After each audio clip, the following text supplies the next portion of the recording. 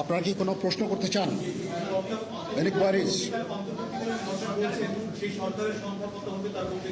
এখনো এটা না, এটা খুব আর্লি স্টেজ। আমরা যাব মহামান্য রাষ্ট্রপতির সাথে যে আলাপ আলোচনার মাধ্যমে এটা আমরা করব। আজকে এখানে জামাতের আমির ছিলেন, আমাদের বিএনপির শীর্ষস্থানীয় নেতৃবৃন্দ এখানে ছিলেন, জাতীয় পার্টির নেতৃস্থানীয় নেতৃবৃন্দ এখানে ছিলেন, এবং সুশীল সমাজ এবং এখানে ডক্টর আসিফ নজরুল উনি নিজেও ছিলেন এখানে, এবং উনি আমার সামনেই উনি সমস্ত ছাত্রদেরকে একটা সুন্দর বার্তাও দিয়েছেন, এবং আমি আশা করি যে ছাত্ররা সেই বার্তা শুনে ওনার কথা, ওনাকে সবাই শ্রদ্ধা করে, ছাত্ররা শ্রদ্ধা করে, ওনার এই বার্তা শুনে তারা এই পরিস্থিতি নিয়ন্ত্রণে নিয়ে চলে আসবে এবং আমরা একটা সুন্দর একটা পরিস্থিতির দিকে আমরা এগিয়ে যাব ইনশাআল্লাহ। এখানে আওয়ামী লীগের কেউ ছিল না, আওয়ামী লীগের কেউ ছিল না। হ্যাঁ, আজকেই, বিকজ আমাদের এই সময় নাই, এটা একটা বিশেষ একটা পরিস্থিতি।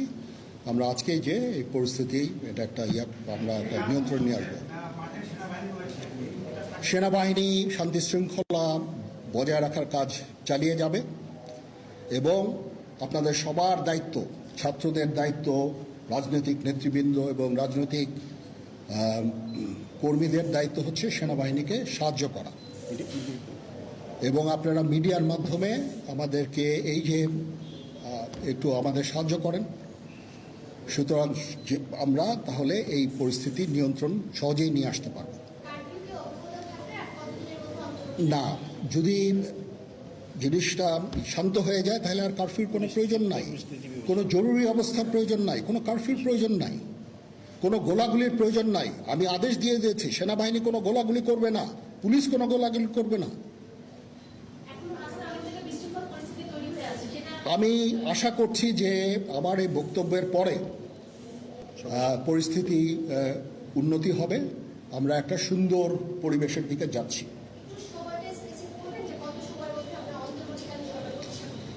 আমরা এটা না, আমি আজকে রাতের মধ্যে একটা আমরা সলিউশনে যাওয়ার চেষ্টা করব, বাট আমাদের হয়তো 2-1 দিন সময় দিতে হবে। এটা আমরা এখনো এটা টু আর্লি, আমরা যাচ্ছি যে আমরা কথা বলবো মহামান্য রাষ্ট্রপতির সাথে, আমরা একটা সুন্দর সলিউশনে আমরা পৌঁছাবো।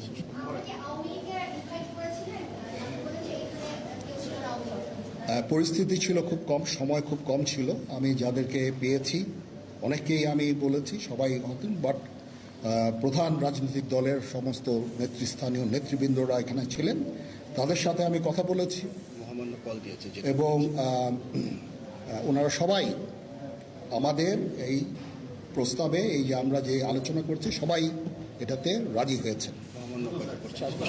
এখানে মমিনুল হক সাহেব ছিলেন, এখানে জামাতের আমির ছিলেন, জুনায়েদ সাকি উনি ছিলেন, তারপরে ডক্টর আসিফ নজরুল ছিলেন,